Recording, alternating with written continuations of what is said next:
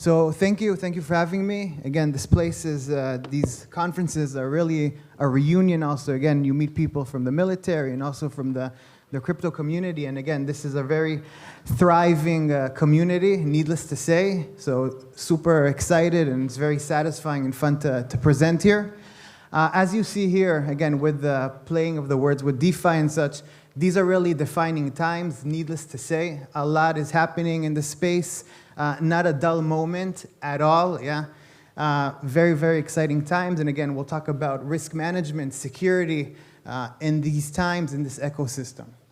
Now, just to align, like on the basis, you could say, most of us know and most of us deal with these platforms, how a DeFi platform looks like, which wallets you connect, how you get unconditional access to various financial systems.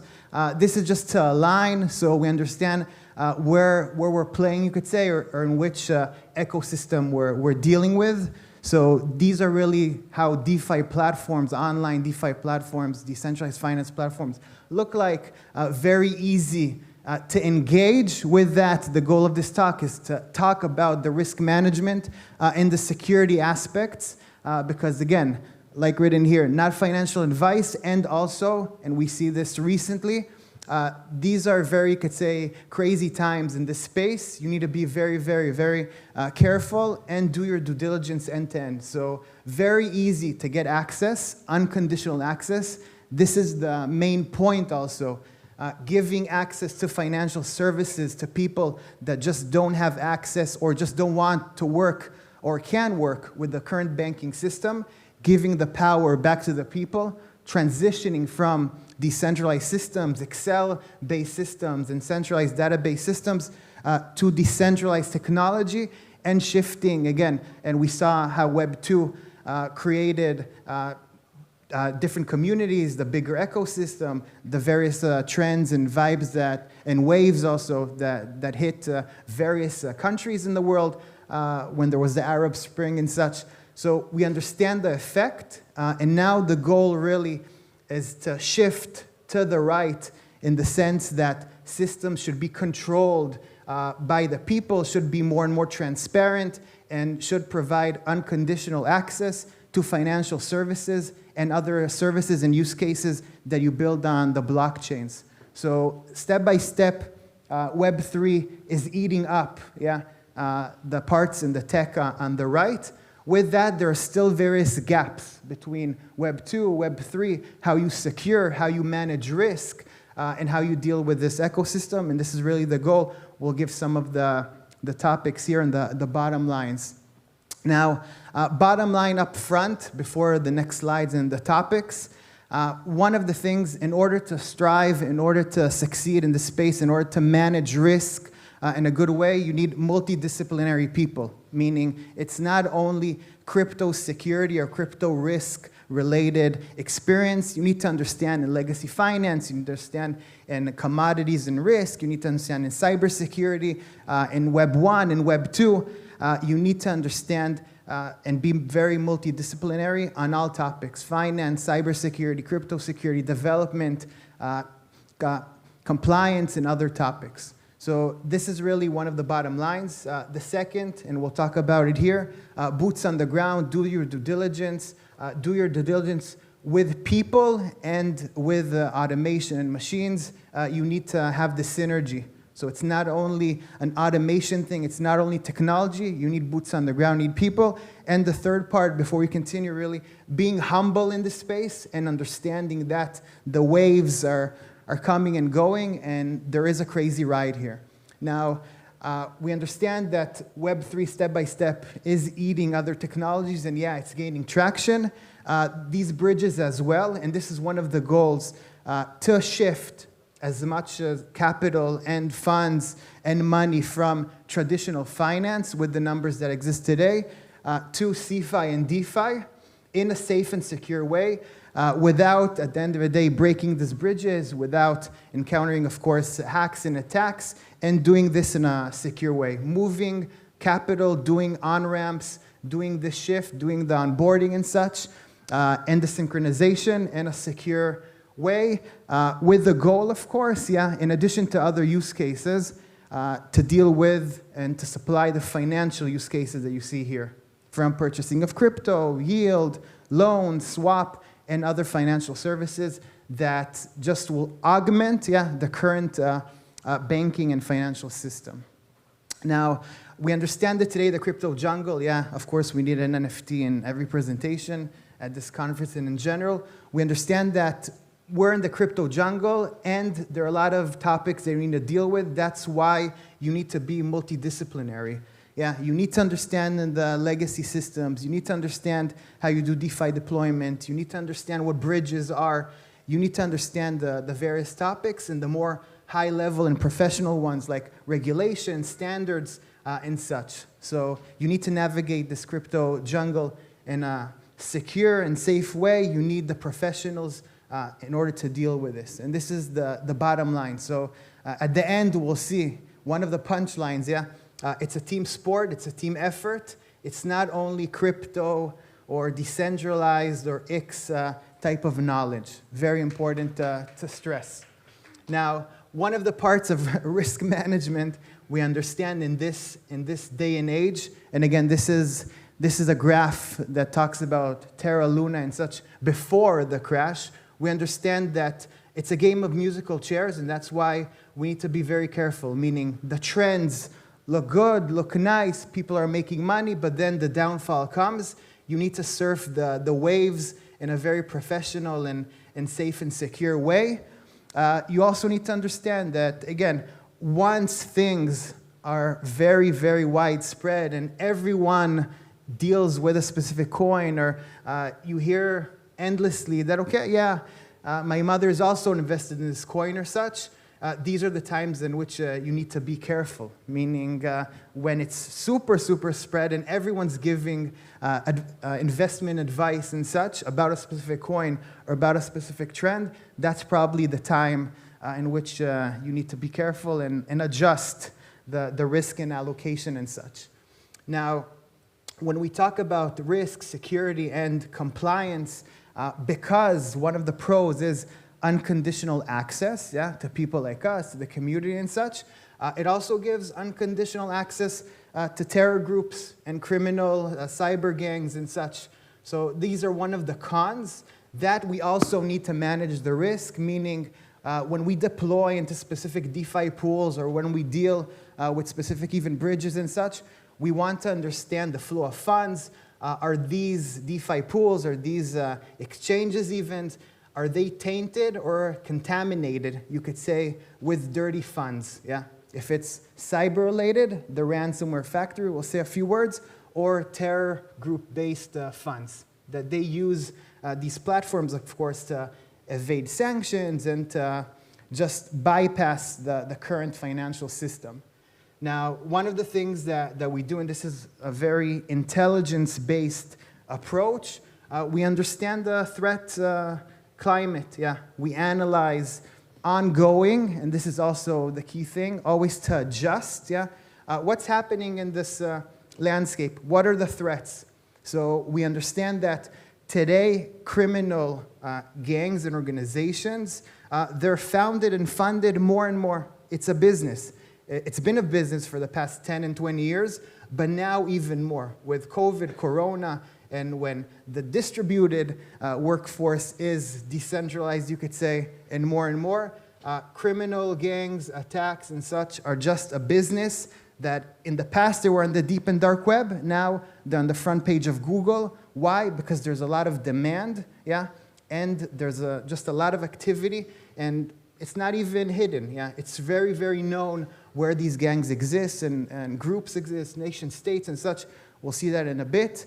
COVID changed the world from the distributed workforce. No more corporate firewall, no more walls around the office and such. That's clear. The asymmetric battlefield, the bazaar that we write here, that just means that today anyone can launch a cyber attack or crypto-based attack with relatively no resources. Why? Because you copy the code, you buy the code on the deeper dark web or even on the front page of Google. You just found a startup, you could say, that deals with attacks even. So relatively, if in the past it was only nation states and you needed a lot of resources, today you just need to be smart, you need to have the business use case, you need to have some technical skills, and you could launch attacks. We see 16-year-olds launching attacks on big companies. It's on the news all the time. The ransomware trend, again, this is something that won't go away. It's only evolving, meaning encrypt your data, take it hostage, collect crypto. So this is something that is not going away. And the last one, relevant to the Russian and Ukraine war now and various other situations, crypto, for good and for bad, is used a lot to evade sanctions, but it's also used when the banking system, like in the Ukraine, when the banks are down or when other channels are down, it's used as an alternative. So that's the key thing, the pro, like we saw before, regarding giving unconditional access, even in these times when things are very stressed. Regarding the threat groups, again, just to highlight these things, we're talking about North Korea, we're talking about the Russians. These are some of the key groups that deal with banking cyber attacks, but also they move with the waves, with the trends and such, they move to crypto. So the group on the left is the Ronin attack group, the group that hacked Axie Infinity and such. So if they were dealing till now with Wells Fargo or the banks here in Israel to some extent or such, now they're moving more and more, they're expanding their business lines to crypto, So this is something that we need to be aware of, and the key thing at the technical level is to understand the infrastructure that they operate, their MO, their modus operandi, how they attack. Do they go after browsers? Do they go after Cloudflare and such?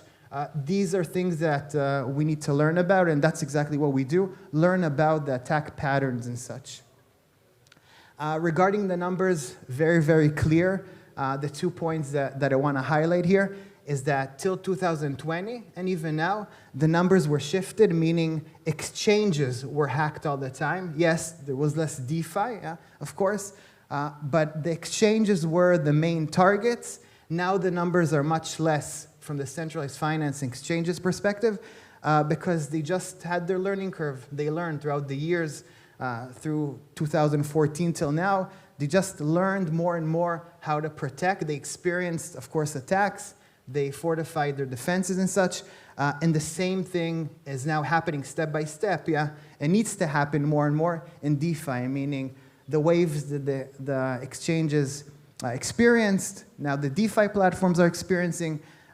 And the next thing that we'll have, of course, is, as you see here, bridges that are also attacked, and the thing that hasn't been invented yet after DeFi. We'll see what that is, So from traditional finance to CeFi and exchanges to DeFi, and let's see what the next thing is that gets attacked and hacked endlessly until it learns, until there are standards, regulations, and such, and then it'll be much better. One of the things that I want to highlight here, in addition to, again, the groups and the various types of attacks and bridges and gaps between Web 2 and Web 3, the forking and the copying of code. This is relevant, like I said, if a 16-year-old wants to launch a DDoS attack, a distributed denial of service attack, very easy. They copy code, they buy a tool and such. In crypto, a lot of the problems stem from the fact that people just fork current systems.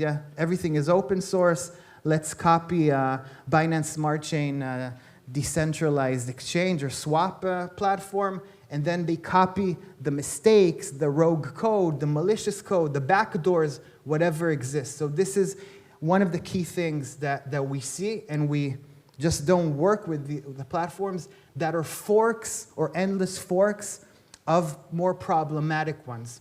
And the bottom line at technical level is also analyzing, say, the DNA of the code, meaning, and this is one of some startups here and such, or companies are doing these things, map codes throughout platforms, understand the DNA or what has been copied, okay? In regular cyber, there is a good company that does like Shazam for cyber, meaning give us code, we'll tell you what's the song and also where these words appeared maybe in other songs. This is one of the things that are super important here because it's a very open source world, and the barrier of entry is very quick. People just launch exchanges and DeFi platforms and swap platforms and such very, very quickly. This is a more detailed, and again, everything here is transparent. This is also how Celsius work.